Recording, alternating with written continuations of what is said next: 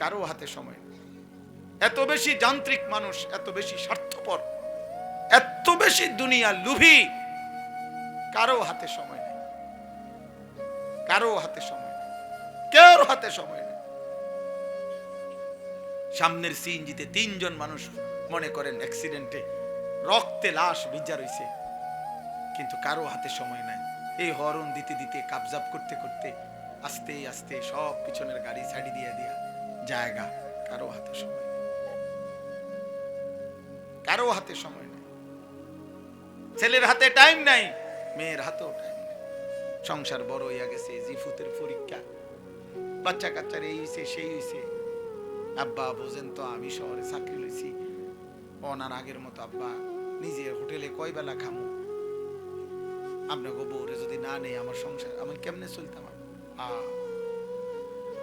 বাবা মুসাফিরের মতো, মা মুসাফিরের মতো, কনকনে শীতের রাতে বৃদ্ধ নারী, বৃদ্ধ মা, 1 গ্লাস গরম পানি কেউ এনে দিবে এমন লোক নাই। হ্যাঁ, স্বার্থপর দুনিয়া। তাই আখিরাত, যাদের জন্য সুদ নিলেন, যাদের জন্য কিস্তি নিলেন, যাদের জন্য মিথ্যা বললেন, যাদের জন্য কাস্টমারকে ঠকাইলেন, যাদের জন্য 2 নম্বরই রোজগার করিলেন, এই নাফরমান মুসলমান, সেই সন্তান আজ আপনাকে ছেড়ে চলে গেল কেন? যে এখন দুনিয়াতেই চলে গেছে, আখিরাতে সে আপনার কি উপকার করবে? হ্যাঁ, কেমনে বোকামি করলেন? কেন বোকামি করলেন? অথচ আপনার মৃত্যুর পরেও ছেলে পেলে ঠিকই দুনিয়া চালাইতে পারত। আমনে বিল্ডিং করে না দিলেও এতিম বাচ্চারও বিল্ডিং হয়। এমন অসংখ্য এতিম সন্তান যে তার বাবাকে জন্মের সময়ও দেখে নাই, পরবর্তীতে তার বাড়িও হয়েছে, গাড়িও হয়েছে, বিল্ডিংও হয়েছে, বিয়েও করছে, বাচ্চা কাচ্চাও হয়েছে। কোনো কিছু আপনার জন্য আটকায় নাই, দুনিয়া আটকায় না।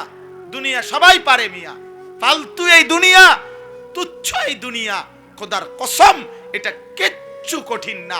একটা পিঁপড়া পর্যন্ত তার দুনিয়া চালাইতে পারে, একটা কুত্তা তার দুনিয়া চালাইতে পারে, একটা শূকর তার দুনিয়া চালায় নিতে পারে। আপনার ছেলে পারবে না কেন?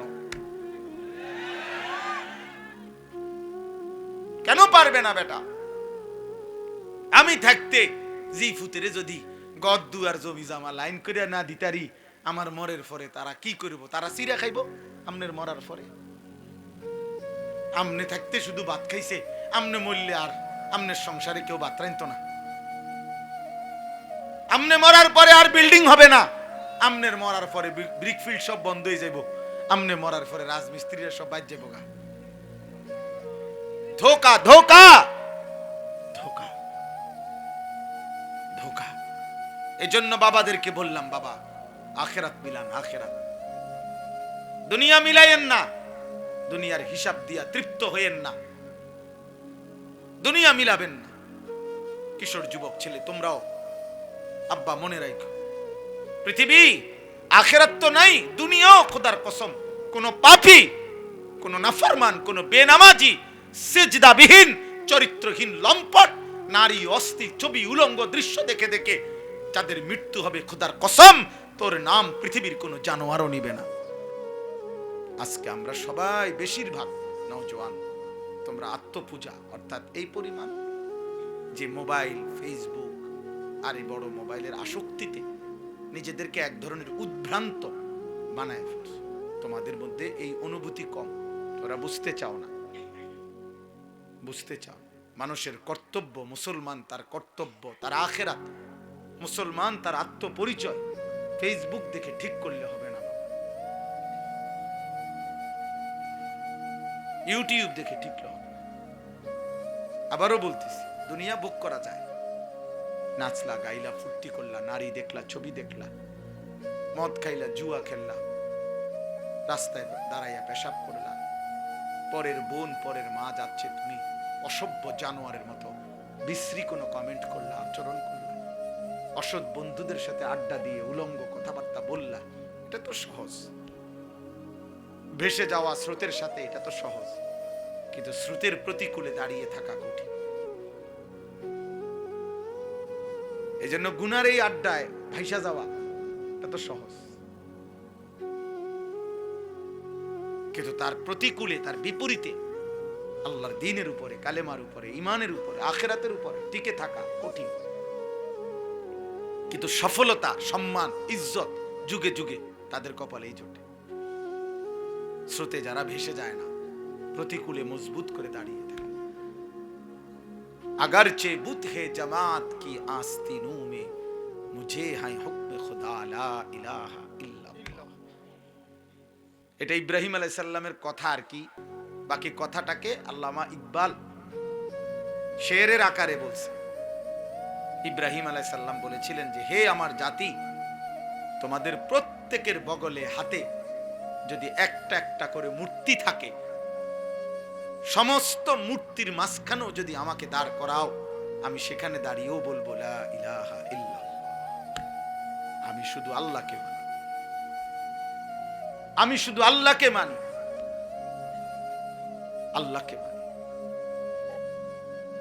যার কারণে নমরুদের আগুনের কুণ্ডুলির মুখেও উনি এক সেকেন্ডের জন্য আল্লাহকে ভুলে নাই। তাফসীরের মধ্যে আছে, চারজন ফেরেশতা, শ্রেষ্ঠ ফেরেশতা জিব্রাইল, মিকাইল, ইসরাফিল, আজরাইল, এই উনারা পর্যন্ত ইব্রাহিম আলাইহিস সালামের আগুনের কুণ্ডুলিতে ফেলবার সময় উনারা আসছিলেন সামনে। চারো ফেরেশতা আয়েশা বলছিল, ইব্রাহিম, তুমি যদি আমাদের কাছে সাহায্য চাও, আমাদেরকে যদি সাহায্য চাও, আমরা তোমাকে এই ফেরাউন আর নমরুদের আগুনের কুণ্ডুলি থেকে এক্ষুনি আমরা তোমাকে উদ্ধার করব। ওনারা ফেরেশতারা বলছে, তাফসীরে আছে, আমরা পড়ছি। ইব্রাহিম আলাইহিস সালাম তখনও ওই অবস্থায় ফেরেশতাদেরকে বলছে যে, হে ফেরেশতারা, আমি যার জন্য আগুনে পড়তে যাচ্ছি তিনি আমাকে দেখেন? তো তারা বলল, অবশ্যই দেখেন। তো তিনি বললেন, তাইলে তোমরা সরো, যার জন্য আমি আগুনে পড়তে যাচ্ছি, ফেলানো হচ্ছে আমাকে, আমার জন্য তিনিই যথেষ্ট। হাসবি আল্লাহ, এইটা ইব্রাহিম আলাইহিস সালাম বলছেন, আমার জন্য আল্লাহই যথেষ্ট, সরো, তোমরা লাগবে না। এই জন্য কোরআনে আছে, আল্লাহ তাআলা আরশ আজিম থেকে সরাসরি বলছে, ইয়া নারু, হে আগুন। আমার বন্ধু ডাইরেক্ট সাহায্য চাইছে, ইব্রাহিম ডাইরেক্ট আমারে বলছে। অতএব জিব্রাইল, মিকাইল, ইসরাফিল, আজরাইল কোন ফেরেশতা দিয়ে আজকে আমি আল্লাহ সাহায্য করব না। আমি আল্লাহ ডাইরেক্ট বললাম, আগুন তুই ঠান্ডা হয়ে যা। আল্লাহ তো ফেরেশতাদেরকে বলতে পারতো যে ওরে সরায় আন, ইব্রাহিমকে নিয়ে আয় অন্তিকা। না, আমার বন্ধু তোমাদের কাছেও সাহায্য চায় নাই, ফেরেশতার কাছেও না। এই জন্য আব্বা এটা বুঝতে শিখো। তোমাদের অগণিত ছেলে, মাশাআল্লাহ অনেক ছেলে তোমরা এখানে, বাকি এ কথা স্পষ্ট, তোমাদের অধিকাংশ ছেলে, তোমরা সর্বোচ্চ 20 কিলোমিটার জায়গার ছেলে। আমার তো আন্দাজ আছে তোমরা সারা বাংলাদেশ থেকে আসো নাই, তোমরা পার্বত্য চট্টগ্রাম, উত্তরবঙ্গ, নর্থ বেঙ্গলের মানুষ না, তোমরা খুলনা, বরিশালের না, তোমরা এই অঞ্চলে হয়তো সর্বোচ্চ একটা ইউনিয়নের ভিতর থেকে আসছো। এই এতটুকু জায়গার ছেলে, তোমরা একটা ছেলে দাঁড়ায়া দেখো, তোমরা যে কয়জন ছেলে এখানে আসছো, যদি 1000 ছেলে হয়, 950 ছেলের চেহারায় নামাজের কোনো চিহ্ন নাই। হায় মুসলমানের বাচ্চা, এত বড় অসভ্য বেয়াদব কেমনে হইলা? আহা, এত অল্প বয়সে 14 বছর 20 বছরে আল্লাহ ভুলে গেলা? এত কম বয়সে আল্লাহ ভুলে গেলা? এত অল্প বয়সেই মালিক চেনো না? এত অল্প বয়সে এক ওয়াক্ত নামাজের সেজদা দাও না? তাইলে আগামী 20 বছর এভাবে যদি তোমার পার হয়, তো তুমি তো দাজ্জাল হয়ে যাবে।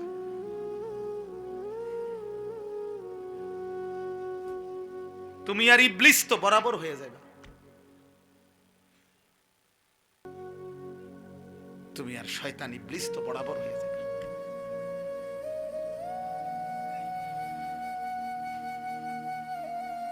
কোরআনুল কারীমের মধ্যে আল্লাহ বলেছে, শায়াতিনাল ইনসি ওয়াল জিন, মানুষ শয়তান এবং জিন শয়তান।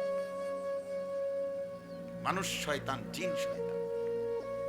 তো মানুষ শয়তানকে নাফরমান, কথা বলেন, মানুষ শয়তান কে? তাইলে নাফরমান, পাপী, হারামখোর, আল্লাহর দুশ্মন, সেজদাবিহীন নাফরমান। আল্লাহ চেনে না, আখিরাত চেনে না, মালিক চেনে না, বন্দিগি চেনে না, গোলামি চেনে না, সেজদা চেনে না। আপনারা যারা এবার সাথে যারা বাবা আছেন, অভিভাবক যে কয়জনই আছেন, ছেলের বাপ,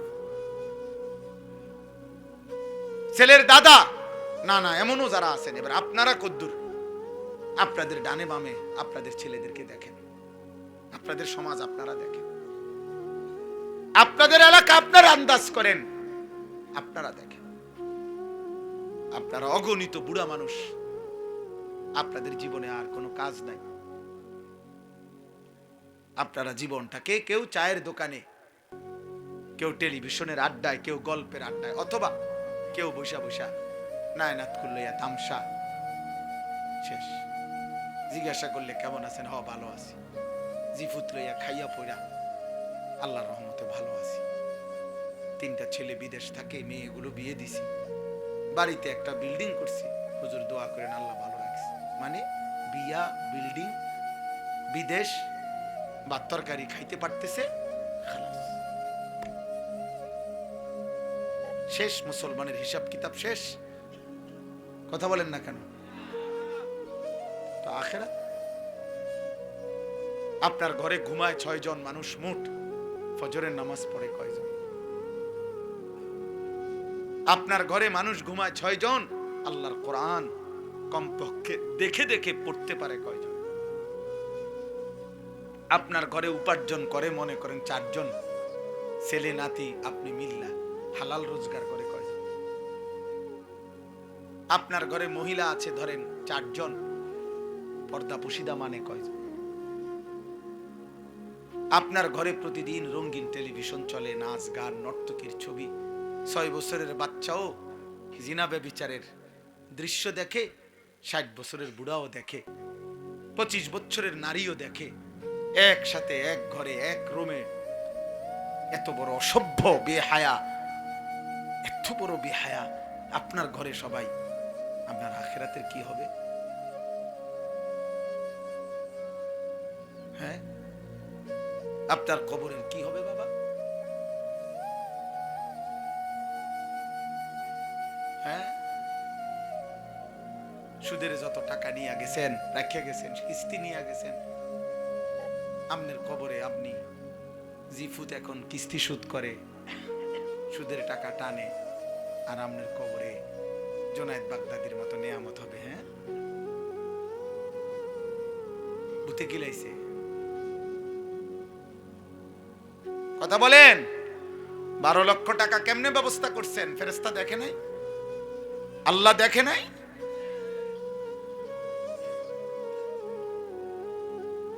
এই জন্য বাপ, ছেলেরা বাবা, বয়স্ক বাবা, প্রত্যেকের কাছে বললাম, এক ছেলে বাবু, আমি ভোটের জন্য আসি নাই, যে বললাম আবারও যে সকলের জন সমর্থন দরকার। না না, শ্রোতা কম বেশি আমি এটা বুঝি না বাবা, আমার জীবনটা এমনই। আজ 21 বছর আল্লাহর দয়ায়, আল্লাহর দয়ায়, আল্লাহর ইচ্ছায়, আল্লাহর কথা 2-4 কথা বলার সুযোগ, এটা প্রায় 21 বছর। এই 21 বছরের জীবনে বেশি কম সবখানে আমি 4 জন মানুষের সামনেও ওয়াজ করছি, 10 জন মানুষের সামনে ওয়াজ করছি, ঘড়ির ঘন্টায় 4 ঘন্টাও বয়ান করছি একটা সময়। এখন আর সেই সক্ষমতা শরীরেও নাই। এই জন্য আমি সমস্ত ছেলে বাবা তোমাদের সবাইকে মনে করেন, স্বার্থপর এই দুনিয়া কাউরে মনে রাখে না, কারো হাতে সময় নাই, কারো হাতে সময় নাই। এত বেশি যান্ত্রিক মানুষ, এত বেশি স্বার্থপর, এত বেশি দুনিয়া লোভী, কারো হাতে সময় নেই, কারো হাতে সময় নেই, কেউ হাতে সময় নেই। সামনের সিএনজিতে 3 জন মানুষ মনে করেন অ্যাক্সিডেন্টে রক্তে লাশ ভিজা রইছে, কিন্তু কারো হাতে সময় নাই।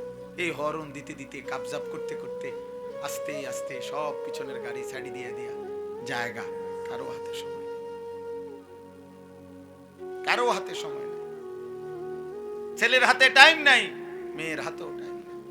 সংসার বড় হইয়া গেছে, জিফুতের পরীক্ষা, বাচ্চা কাচ্চার এই হইছে সেই হইছে। আব্বা বোঝেন তো আমি শহরে চাকরি লইছি, ওনার আগের মতো আব্বা নিজে হোটেলে কয় বেলা খামু, আপনাকে বউরে যদি না নেই আমার সংসার আমি কেমনে চলতাম। বাবা মুসাফিরের মতো, মা মুসাফিরের মতো, কনকনে শীতের রাতে বৃদ্ধ নারী, বৃদ্ধ মা, এক গ্লাস গরম পানি কেউ এনে দিবে এমন লোক নাই। হ্যাঁ, স্বার্থপর দুনিয়া। তাই আখিরাত যাদের জন্য সুদ নিলেন, যাদের জন্য কিস্তি নিলেন, যাদের জন্য মিথ্যা বললেন, যাদের জন্য কাস্টমারকে ঠকাইলেন, যাদের জন্য 2 নম্বরই রোজগার করিলেন, এই নাফরমান মুসলমান, সেই সন্তান আজ আপনাকে ছেড়ে চলে গেল কেন? যে এখন দুনিয়াতেই চলে গেছে, আখিরাতে সে আপনার কি উপকার করবে? হ্যাঁ, কেমনে বোকামি করলেন? কেন বোকামি করলেন? অথচ আপনার মৃত্যুর পরেও ছেলে পেলে ঠিকই দুনিয়া চালাইতে পারত। আমনে বিল্ডিং করে না দিলেও এতিম বাচ্চারও বিল্ডিং হয়। এমন অসংখ্য এতিম সন্তান যে তার বাবাকে জন্মের সময়ও দেখে নাই, পরবর্তীতে তার বাড়িও হয়েছে, গাড়িও হয়েছে, বিল্ডিংও হয়েছে, বিয়েও করছে, বাচ্চা কাচ্চাও হয়েছে। কোনো কিছু আপনার জন্য আটকায় নাই, দুনিয়া আটকায় না।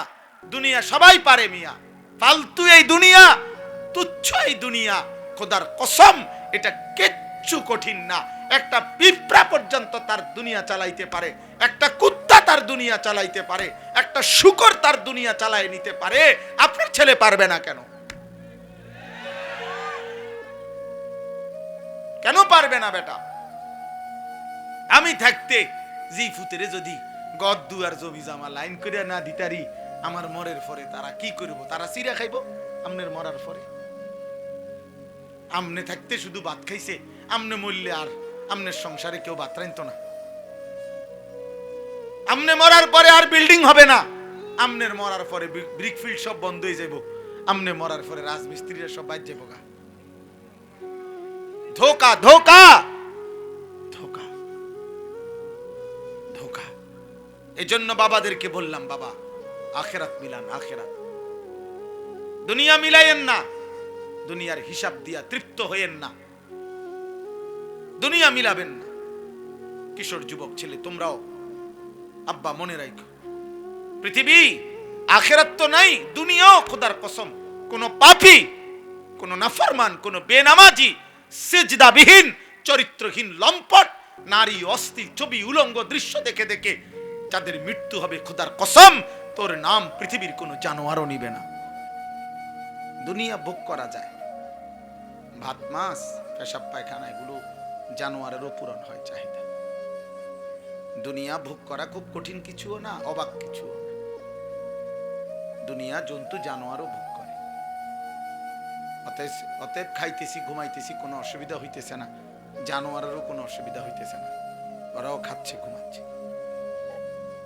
এজন্য আল্লাহর কথা মনে পড়া, আখিরাত মনে পড়া, নিজেকে চেনা, নিজের কর্তব্য বুঝা, এটা জীবনের বড় সম্পদ। সারাক্ষণই 24 ঘন্টা তামাশা, এটা এক ধরনের প্রতিবন্ধী মানুষের কাজ। সারা দুনিয়া হাসে, নাচে, লাফায়, যা মন চায় তাই করে, এটা অসুস্থ মানুষের কথা। মানসিক প্রতিবন্ধী, মানসিক ভারসাম্যহীন মানুষের কাজ। প্রত্যেকটা বিবেকবান মানুষ, বুদ্ধিমান মানুষের পার্থক্য জ্ঞান থাকে। মানুষকে বিবেকবান বলে মানে কি, বুদ্ধিমান বলে মানে কি? যার মধ্যে পার্থক্য জ্ঞান আছে তাকেই বলে বিবেকবান। অর্থাৎ যে বুঝে এটা আমার জন্য উচিত না উচিত না, এটা আমার জন্য অনুমোদিত না অনুমোদিত নয়, এটা আমার করণীয় না বর্জনীয়, এই পার্থক্য জ্ঞান, এটা আমার জন্য বৈধ না অবৈধ, হালাল না হারাম, এই পার্থক্য জ্ঞান যার মধ্যে আছে তাকেই মানুষ বলে, তাকে বিবেকবান বলে।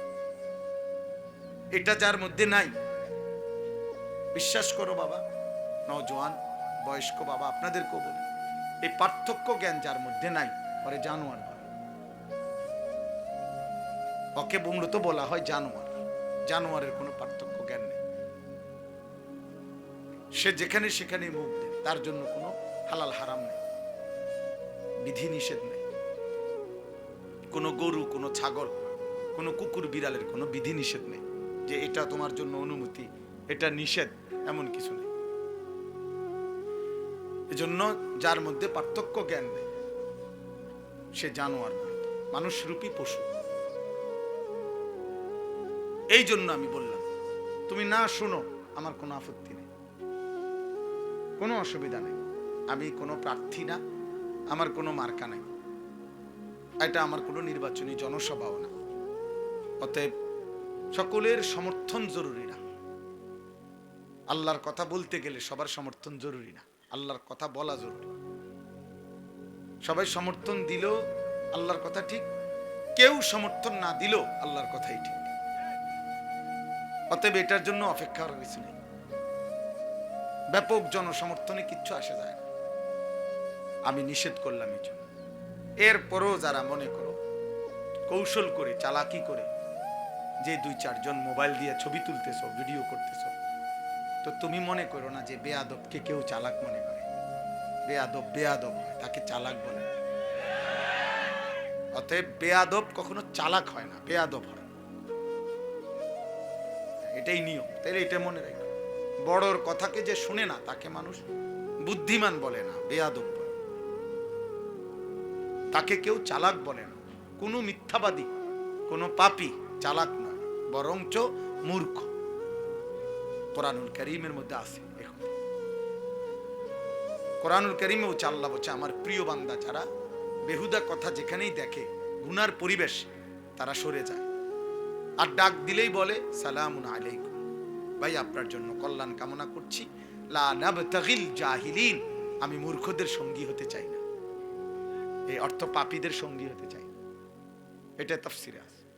তাহলে প্রত্যেক পাপী মূর্খ, প্রত্যেক নাফরমান মূর্খ। আমার পরম শ্রদ্ধেয় হযরত মাওলানা অধ্যক্ষ আনম মাইনুদ্দিন সিরাজি দামাত বারাকাতুহুল আলিয়া, তিনি কথা বলছেন এত অল্প সময় কথা বল। উনি আমার অনেক শ্রদ্ধেয় মানুষ। আমি এই জন্য ওইখানে আসতে সময় ধীরে সুস্থে আসছিস, কেউকে কোনো আওয়াজ হাঙ্গামা করতে দেই। অনেক সিনিয়র, আমার অনেক সিনিয়র। আমরা যখন ছাত্র তখন তিনি পুরোদমে তখন থেকে ওয়াজ করেন। চান্দিনা আল আমিন কামিল মাদ্রাসার উনি সাবেক প্রিন্সিপাল ছিলেন। আমি সর্বপ্রথম যখন কামিল পাশ করছি 2004 সালে, পরীক্ষা দিছি, তখন আমি রেজাল্ট দেয়নি, পরীক্ষা দিয়ে বাড়িতে আসছি। সর্বপ্রথমে উনি আমাকে ওনার মাদ্রাসার অফিস থেকে চিঠি দিয়ে ওনার নিজের দস্তখতওয়ালা আমারে চান্দিনা আল আমিন কামিল মাদ্রাসায় পড়াইবার জন্য, খণ্ডকালীন এমনি শিক্ষক হিসাবে অর্থাৎ পড়াবার জন্য উনি আমারে অনুরোধ করছিলেন, বলছিলেন। পরে আমি ওনার কথায় আইসা চান্দিনা আল আমিন কামিল মাদ্রাসায়, তখনও আমার রেজাল্ট দেয়নি, আমি প্রায় 7-8 মাস চাকরি হওয়ার আগ পর্যন্ত পড়াইছিলাম। আমারে অনেক আদর করতেন। আমার বড় ভাই আলহাজ হযরত মাওলানা মাহবুবুর রহমান আশরাফি, যিনি এখন চান্দিনা আল আমিন কামিল মাদ্রাসার ভারপ্রাপ্ত প্রিন্সিপাল, উনি আর উনি একসাথে ওনারা। এই জন্য দোস্ত, কোনো রকমের সামান্যতম বিরক্তি প্রকাশ করা, বিদ্রুপ প্রকাশ করা, অবজ্ঞা প্রকাশ করা আল্লাহর কথার প্রতি ঠিক না। আব্বা ঠিক না। তোমার মাকসাদ কি ব্যক্তি নাকি আল্লাহর কোরআন? যদি আল্লাহর কোরআন হয় তাইলে আল্লাহর কথার প্রতি মুতাওয়াজ্জু থাকা উচিত। জওয়ান, বুড়া, পরিচিত, অপরিচিত, জনপ্রিয়তা, সুখ্যাতি, এগুলো সবটাই ধোঁকা। ধোঁকা। কারো পরিচিতি দিয়া কারো কিছু আসে যায় না। ঈমান আমলের ভিত্তিতে আখিরাত, আল্লাহর কথা শোনার ভিত্তিতে আখিরাত। অতএব শ্রোতা বেশি, শ্রোতা কম, জনপ্রিয়তা বেশি, জনপ্রিয়তা কম, এটা কোনো বিষয় না, এটা কোনো বিষয় না।